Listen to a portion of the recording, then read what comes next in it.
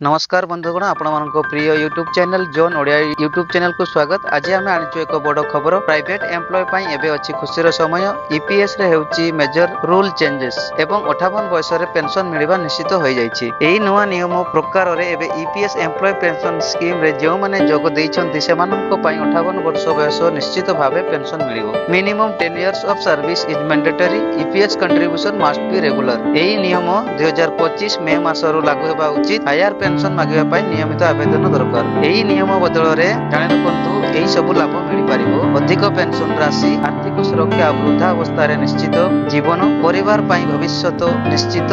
एबे आपण ईपीएस रो नवा रूल्स विषय रे जानिसंती। आपणकर एही सुযোଗ को व्यर्थ करंतु नाही। निजर एचआर बा पीएफ ऑफिस सह जोगाजोग करंतु और समय रे आवेदन करंतु। एही वीडियो भल लागितिले लाइक करंतु, आपणक परिचितक सह शेयर करंतु और एमिति उपकृतिपूर्ण सूचना पई आम चैनल को सब्सक्राइब करंतु। धन्यवाद। जय जगन्नाथ।